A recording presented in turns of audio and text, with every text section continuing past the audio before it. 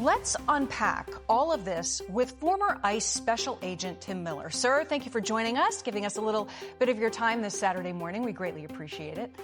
I want to start with that information we're getting from DHS, that in just this very short amount of time, tracking things over the course of just a couple of days, there are really a lot of car ramming attacks on their agents. This is something the Border Patrol, something ICE agents see throughout their duties as they're out just trying to conduct their lawful efforts to get to their targeted people that they're trying to bring into custody. Your thoughts on this as these numbers continue to grow? Well, Molly, first off, it's amazing to me how the left says, hey, believe me, not these lying pictures.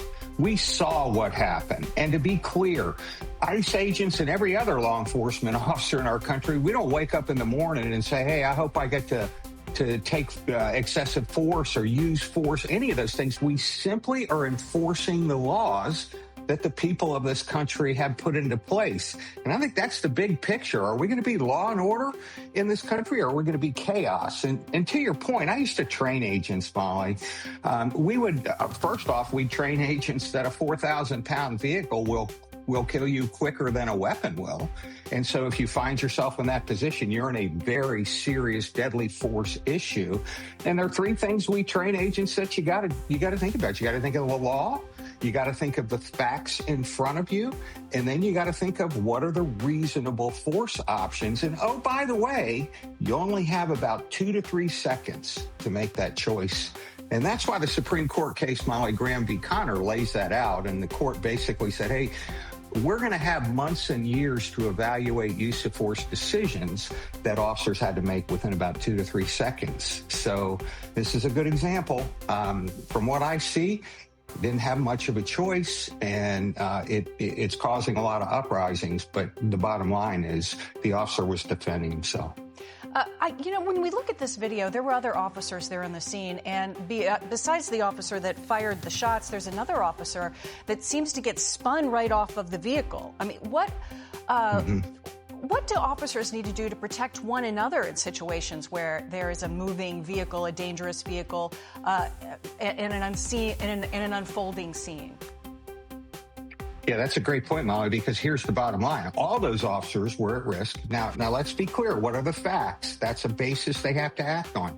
You're trying to effect a lawful arrest. You've told her to step out of the car. And let's be clear. None of us want to see this happen. Nobody, especially the law enforcement officers. And the fix is simple. Comply with law enforcement. When they ask you to do what they're asking you to do and it's lawful, comply with them. And to your point, in this case, the other officers are trying to figure out what's going on in that split-second decision process. And quite frankly, if you're standing in front of a car, think about it. You're standing in front of a vehicle. How much time do you have to decide, hey, am I going to live or die? And they always go back to their training. And I'll tell you, we trained at the Federal Law Enforcement Training Center. If you find yourself being at risk by a vehicle, you are automatically in a deadly force situation. Tim, one more quick question. In 2025-2026, U.S. Immigration and Customs Enforcement identified two key aspects of potential vehicle attacks or vehicle rammings against agents. There were agitators, essentially political agitators, but also suspects that were resisting arrest. And we just saw a very recent shooting out in Portland of two suspected Trendy-Aragua individuals that the agents there had been pursuing. Is there a different level of danger depending on who the potential perpetrators are as a situation unfolds? Yeah, 100%, Molly, and that's really an important point. This is not about immigration. This is not about, any other issue. It's about an organized effort of terrorism, and I think President Trump is all over it, to undermine the authority of the U.S. government and our ability to enact our laws. And, I hear a lot of folks saying, oh, well, he shouldn't have done this or he shouldn't have done that. Here's the bottom line. If you comply with law enforcement, then you're respecting the will of the American people. We all voted in representatives who made those laws.